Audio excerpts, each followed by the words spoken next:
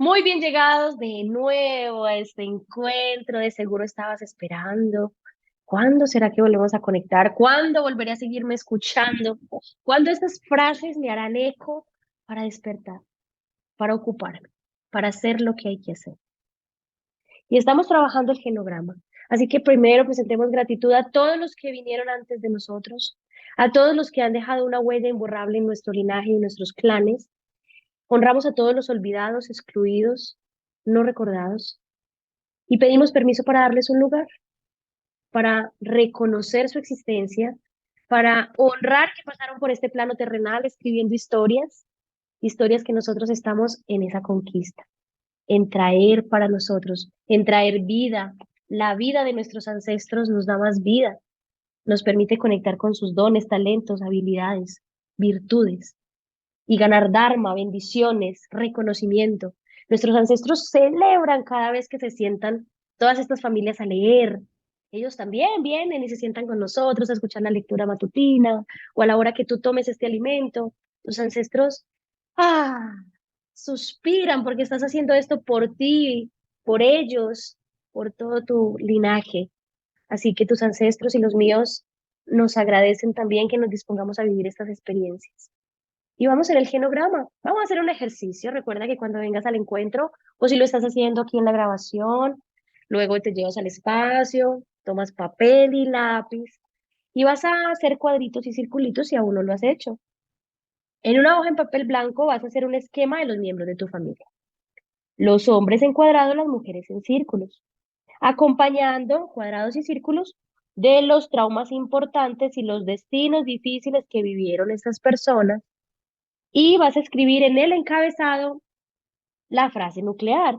Voy a volverme loca, soy un inútil, mi hijo se va a morir. ¿Cuál es esa frase? Para que empieces a abrir un campo. Cuando yo pongo la frase y empiezo a hacer los dibujos, el campo me va guiando. Y si precisas apoyo u orientación, pídelo. Haz tu parte, haz el esquema general, básico. Si no tienes información a profundidad, pues haz el tuyo. Por ejemplo, si soy mamá, el papá de mis hijos, mis padres, y paso a pasito voy profundizando. Luego vas a contemplar tu genograma, porque en la sesión pasada hablamos del genograma. Vas a mirarlo y vas a ver con buenos ojos cómo papá quebró, mamá tuvo un aborto, o tú mismo o tú misma. Y voy recordando cómo quizá uno de mis tíos se suicidó o se fue a vivir a otro país y dejó todo tirado donde estaba. Toda esa información poco a poco te va trayendo más luz. Deja que tus ojos miren tranquilamente el dibujo que has hecho. No te detengas en los detalles. Y si en este momento no puedes dibujarlo tranquilo, tranquila, solo escucha y permite que la información se vaya amplificando. Probablemente tu mente ya tiene un dibujo, ya pensó en alguien, ya evocó, ya dijo, ah, ya tuviste un momento tarán y dijiste, tarán, y algo se encendió por allá. Bueno, yo lo llamo momento ajá porque, ah, no, el momento ajá es de una amiga. Y yo le dije, ah, no, yo no quiero usar el ajá. A mí me gusta el tarán, como cuando el acto de magia ocurre. ¡Pling! Bueno, también hay momentos pling, pling. Y dices, ay, ya, me acordé de tal persona. Encuentra tu momento de iluminación, donde se te enciende el bombillo y ahí hay luz. Y dices, te veo, ya te vi. ¡Wow! Claro, el tío tal de la familia tal que vivía en tal par. Ah, te encontré. Y luego, ah, otro momento, plin, o tarán. Y encuentras por allá la abuelita que ni siquiera sabíamos cómo se llamaba, o la abuelita que fue abandonada, que no le dieron el apellido. Ah, ok. Ah, y traes esa información sin juicio, sin reclamo, es como, wow, ver es maravilloso. Ya después miraremos qué hacer con lo que vemos. Por ahora, permite que la luz se encienda para ti. Absorbe la energía de ambos lados de tu familia. Siente el peso de las emociones en cuyo seno naciste, la ligereza o pesadez de tu clan. Compara tu línea paterna con tu línea materna. ¿Cuál de las dos líneas conoces más? ¿Cuál te parece más pesada? ¿Cuál de las dos te produce mayor sensación de carga? Repasa los hechos traumáticos. ¿Quién sufrió un destino tan difícil? ¿Quién tuvo la vida más difícil? ¿Qué sentían de esta persona los demás miembros de la familia? ¿De qué o de quién no se hablaba casi nunca en la familia? Si solo dispones de información incompleta, no te preocupes. Déjate guiar por tus pensamientos, sentimientos y sensaciones corporales. Confío que mínimamente en tu papel tengas el diseño de papá, mamá y tú y tus hermanos si tienes hermanos. Ahora pronuncia en voz alta tu frase nuclear si puedes. Soy una inútil. ¿Qué miembro de la familia pronunció esas palabras antes que yo? ¿Qué miembro de la familia pudo compartir estos sentimientos similares a los míos? ¿Quién pudo sufrir emociones semejantes? Es probable que tu frase nuclear existiera ya desde hace mucho antes de que tú nacieras. ¿Quién se sentía inútil? ¿Quién dijo literalmente soy un inútil? Y te conectas con tu momento tarot, el momento de la magia, y dices, ya lo vi, creo que lo vi, o estoy segura que lo vi. Puede que sean varios. Se levanta el inútil mayor y tú dices, wow, mi abuelo decía soy un inútil. Gracias, abuelo. Siento mucho tu dolor, porque ahora sé cuánto me duele el mío cuando yo me creo, me reconozco o me digo a viva voz que soy una inútil. Y vas a trabajarlo con tu frase, con volverte loca, con que me voy a quebrar, con que voy a morir, con que la vida no vale la pena, con que hay que morirse, tirarse de un balcón y poder mirar todo eso con buenos ojos y decir, wow, la enfermedad, el suicidio, el aborto, la muerte temprana, las tragedias, son mensajeros crueles, mensajeros al fin y al cabo. Y poder bajar la mirada y llevarnos a la posición de humildad con el mentón al pecho y decir, quiero aprender a las buenas. Te pido por favor otros mensajeros, porque ya lo vi, ya lo vi. Quiero aprender de forma diferente. Envíame mensajeros amorosos, serenos. O si me corresponde aprender a través de esta tragedia, te pido con todo el amor que me acompañes a transitarlo pronto. Vamos a ver el caso de Carol. La frase nuclear de Carol procedía de su abuela. Carol tenía sobrepeso desde los 11 años. De adulta el peso le rondaba casi... Ya estoy inventando palabras. Ay, Dios mío. Carol ya tenía sobrepeso. Desde adulta el peso le rondaba casi siempre los 140 kilos. Con 38 años pesaba más que nunca. Carol había tenido muy pocas relaciones de pareja y no se había casado. Carol decía que se sentía ahogada y asfixiada por su peso y traicionada por su cuerpo. Wow. Oímos ya de entrada su lenguaje nuclear que nos está pidiendo que lo descifremos, como si alguien de la familia nos estuviera pidiendo que resolvamos su trauma. Con lo que ya sabemos acerca del lenguaje nuclear, podemos formular preguntas puente. ¿Qué miembro de la familia se sintió traicionado por su cuerpo? ¿Quién se ahogó? ¿Quién se asfixió? Carol me explicó. Me desarrollé pronto, mucho antes que el resto de las niñas. Tuve la primera regla, la luna, a los 11 años, y ya entonces empecé a odiar mi cuerpo. Sentí que mi cuerpo me había traicionado por desarrollarse tan pronto. Fue entonces cuando empecé a ganar peso. Otra vez esa idea interesante de sentirse traicionada por su cuerpo y apareció una nueva pista. Carol se sintió traicionada por su cuerpo cuando éste se convirtió en un cuerpo de mujer, un cuerpo que ya era capaz de crear vida en su vientre. Cuando añadimos esta información al conjunto, se nos ocurren nuevas preguntas puente. ¿Qué mujer de la familia de Carol se sintió traicionada por su vientre? ¿Qué cosa terrible podía suceder a Carol si se hacía mujer o quedaba embarazada? Hasta aquí, todas las preguntas han dado en el clavo, solo que todavía no lo sabemos. Añadamos al conjunto el peor de los miedos de Carol. Me quedaré sola, sin tener a nadie. Con 140 kilos de peso, aislada de los demás, Carol iba camino de hacer realidad el peor de sus temores. Combinemos ahora todas las piezas e investiguemos el mapa del lenguaje nuclear de Carol. Recordemos que su angustia comenzó cuando su vientre se volvió fértil. Esas son las palabras que decía ella. las palabras que constituyen su mapa del lenguaje nuclear. Queja nuclear de Carol. Me siento ahogada y asfixiada por todo este peso. Me siento traicionada por mi cuerpo. Frase nuclear. Me quedaré sola sin tener a nadie. Preguntas puente. He aquí las preguntas puente que ayudaron a Carol a establecer la relación entre un hecho traumático en su familia y su exceso de peso corporal. ¿Qué miembro de la familia se sintió traicionado por su cuerpo? ¿Quién se ahogó? ¿Quién se asfixió? ¿Qué mujer de la familia se sintió traicionada por su vientre? ¿Qué cosa terrible pasó a una mujer que se quedó embarazada? ¿Quién se sintió solo sin tener a nadie? El trauma nuclear de Carol. Vamos a ver ahora el trauma nuclear, el hecho traumático, la tragedia no resuelta de la familia de Carol. Su abuela había tenido 3 hijos, un chico, la madre de Carol y otro chico. Los 2 varones se habían asfixiado al nacer en el canal del parto de la abuela y a causa de la falta aguda de oxígeno, ambos habían nacido con defectos mentales. Habían vivido casi 50 años en el sótano de la casa de la abuela, en una aldea del estado de Kentucky. La abuela había pasado el resto de su vida sintiéndose vacía y entristecida. Aunque seguramente no la llegó a pronunciar nunca en voz alta, estaba claro que la frase "mi cuerpo me ha traicionado" pertenecía a la abuela de Carol. El cuerpo de la abuela había asfixiado a los niños al nacer. Vivía sola, rodeada de sentimientos de dolor y de culpa. Los 2 niños, que habían sido ahogados por el peso que los oprimía, también vivieron solos en el sótano, apartados del mundo exterior. La madre de Carol también se había sentido sola en su infancia.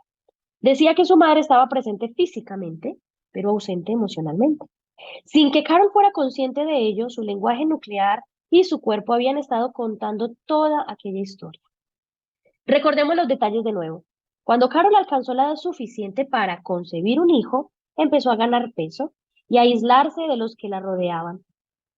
El aislamiento le garantizaba no quedar embarazada y no sufrir como había sufrido su abuela. Hizo una vida solitaria sintiéndose sola en el mundo, como se había sentido su abuela en su desolación, como sus tíos en el sótano y como su madre, cuya vida también había estado cargada de tristeza. Harold describía la sensación de opresión que le producía su exceso de peso corporal, diciendo que se sentía ahogada y asfixiada. Pero estas palabras tenían un significado más profundo dentro del contexto de su familia. Eran las palabras calladas del trauma familiar. Eran unas palabras que seguramente nadie se atrevería a pronunciar delante de la abuela. No obstante, aquellas palabras tendrían importancia para la curación de la familia tras un hecho tan trágico y tan horrible. Si la abuela hubiera sido capaz de asumir la magnitud de su tragedia, si hubiera sido capaz de vivir el duelo de sus pérdidas sin culparse a sí misma y sin sentirse traicionada por su cuerpo, entonces aquella familia habría tenido la oportunidad de seguir su camino, un camino distinto. Carol no habría tenido que cargar con los sufrimientos de la familia en forma de sobrepeso físico. Los hechos trágicos como estos pueden hundir la resistencia de una familia y derribar los muros del apoyo.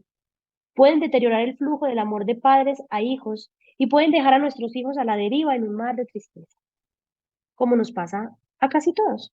Carol no llegó a establecer la relación que le habría permitido comprender que estaba cargando con los sufrimientos de su historia familiar. Ella creía que aquellos sufrimientos surgían de dentro de ella. Creía que debía de haber algo malo en su propio ser.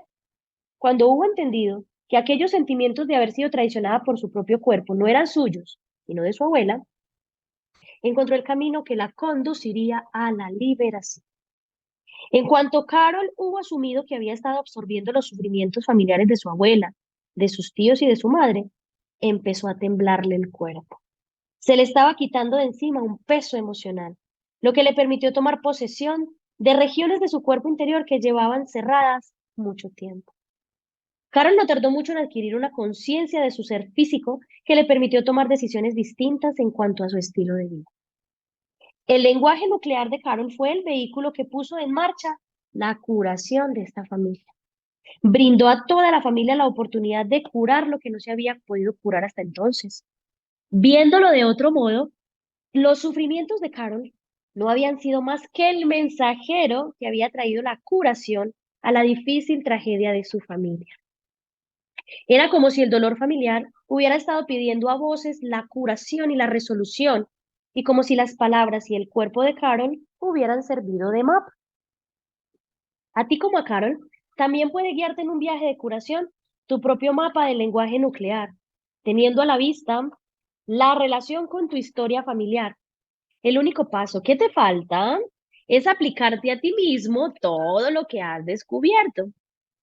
Es probable que las cosas que han quedado sin decir o invisibles dentro de la historia de tu familia también hayan quedado ocultas en las sombras de tu propia conciencia. Una vez que estableces la relación, lo que antes estaba oculto puede convertirse en una oportunidad de curación. Vamos de nuevo.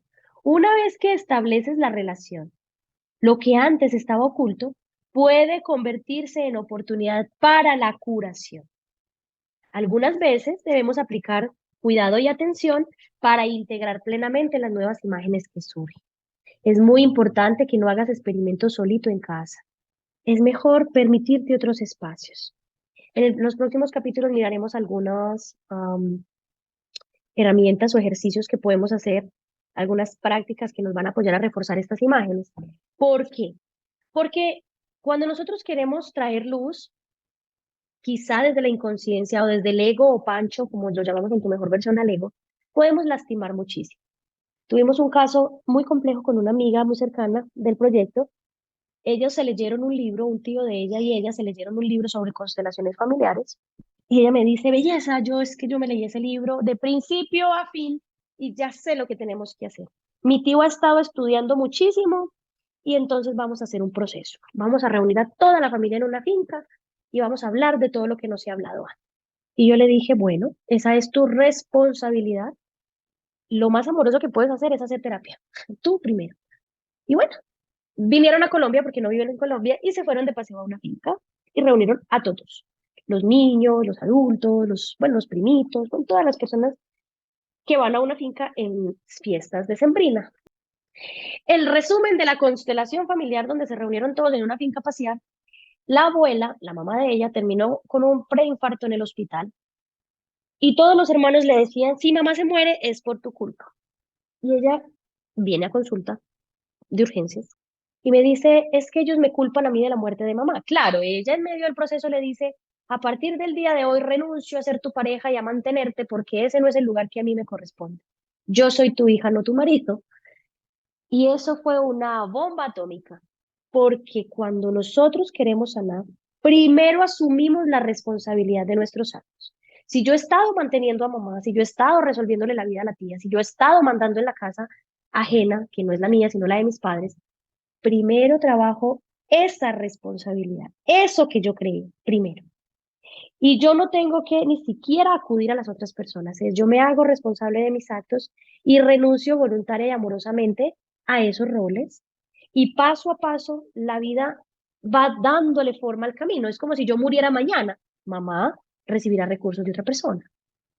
El impacto emocional de culpar al otro es muy catastrófico. Y luego la niña interna no quería ver a mamá en medio de un preinfarto, en una finca, bien lejos, por lo que el adulto supuestamente consciente y entrenado estaba haciendo. Un adulto consciente se entrena a sí mismo para construirse una vida integral a él primero y con eso ser inspiración para su familia. Porque podemos terminar siendo un perpetrador porque la cabeza, la mente dice, yo ya sé lo que hay que hacer. Esa respuesta solo la da el corazón, no la cabeza. Nos entrenamos y nos alimentamos para que nuestro corazón gane un respaldo, para que mi mente y mi corazón se alineen, no para ir a hacer más daños, suficientes con las guerras que ya han vivido nuestros ancestros. Gracias por traerte, por escuchar, por divertirte conmigo, por reírte en medio de la lectura, porque precisamos que sea sanador, que sea menos catastrófico de lo que ya ha sido. No venimos a estos espacios a sufrir, vinimos a respetar nuestro dolor, a verlo con buenos ojos, para que entonces podamos hacer nuestra parte. Eso, gratitud a todo el equipo que se ha dispuesto todos estos tiempos para ti y para mí, Gratitud a ti que vienes a escuchar. Gracias por compartirlo en grupos. Sé respetuoso cuando lo compartas. Procura el menor daño posible. Una chica me decía, belleza, pero es que me gusta más, procura el mayor bien posible. Mira, todos lastimamos, todos ensuciamos el planeta, todos, todos, todos. Cada vez procuremos el menor daño posible, porque solo procurar el bien implica un deseo de la perfección y lo que para uno es el bien, para otro es el no también. Entonces yo puedo ser dulce, tierna y amorosa con alguien y para él es su máximo bien y para otro se siente ofendido porque es muy cercana o porque alguien se puede ofender porque yo me río y otro se puede sentir absolutamente dichoso con la misma experiencia. Entonces en mi mundo procuramos el menor daño posible, aceptando y respetando que los humanos dañamos cositas y está bien, es lo que hay. Y lo respiramos y nos encontramos en la próxima. Gracias, gracias, gracias. Hasta pronto.